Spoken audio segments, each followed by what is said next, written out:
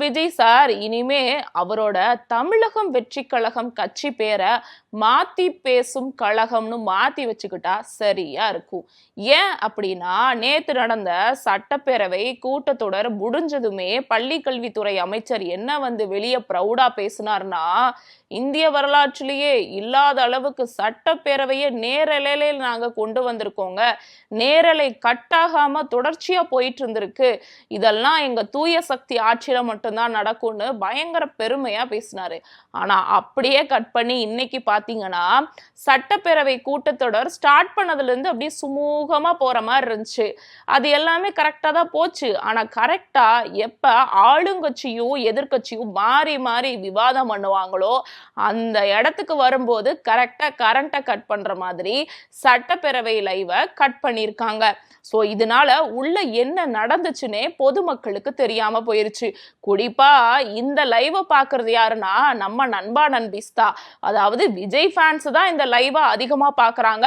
சட்டப்பேரவை லைவ திடீர்னு கட் பண்ணிருக்காங்க நம்ம மாத்தி பேசும் கழகத்தோட கட்சியினர். சரி, அப்படி உள்ள சட்டப்பேரவைக்குள்ள என்னதான் நடந்துச்சுன்னா, வெளியே வந்த திமுகவை சேர்ந்த எம்எல்ஏக்கள் சிலர் பிரஸ் மீட் கொடுத்திருந்தாங்க. அதுல அப்படி உள்ள என்ன நடந்துச்சுன்னு சொல்லியிருந்தாங்க. அதன்படி பாத்தீங்கன்னா, இப்போ பெண்களுக்கு எதிராக நடக்கக்கூடிய பாலியல் வன்கொடுமைகள், குழந்தைகளுக்கு எதிராக நடக்கக்கூடிய பாலியல் வன்கொடுமைகள், பொதுவா தமிழ்நாட்டில் நடக்கக்கூடிய எக்கச்சக்கமான குற்ற சம்பவங்களை எதிர்த்து எதிர்கட்சிகள் கேள்வி கேட்டிருக்காங்க. அதுக்கு பதில் சொல்ல முடியாம திணறி போயிருவோம் அப்படிங்கிற ஒரே காரணத்துக்காக மட்டுமே அந்த சட்டப்பேரவை லைவ கரெக்டான நேரம் பார்த்து கட் பண்ணியிருக்காங்க. எதிர்கட்சிகள் வைக்கக்கூடிய குற்றச்சாட்டுக்கு முதலமைச்சர் விஜய் அவர் வாயை திறந்து பதில் சொல்லுவாரு, அதை நம்ம நேரலையில பார்க்கலான்னு எதிர்பார்த்துட்டு இருந்த பொதுமக்களுக்கு அதிர்ச்சி கொடுக்குற மாதிரி சட்டப்பேரவை லைவ கட் பண்ணியிருக்காங்க.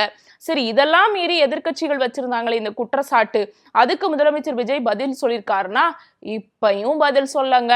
அதுக்கு பதிலா யார் பதில் சொல்லியிருக்காருன்னா அமைச்சர் ஆதவ் அர்ஜுனா பதில் சொல்லியிருக்காரு. அடுத்து பள்ளி கல்வித்துறை அமைச்சர் ராஜ்மோகன் பதில் சொல்லியிருக்காரு. ஆக மொத்தத்துல இவங்க ரெண்டு பேரும் தான் மாறி மாறி எதிர்கட்சிக்கு பதில் சொல்லியிருக்காங்க.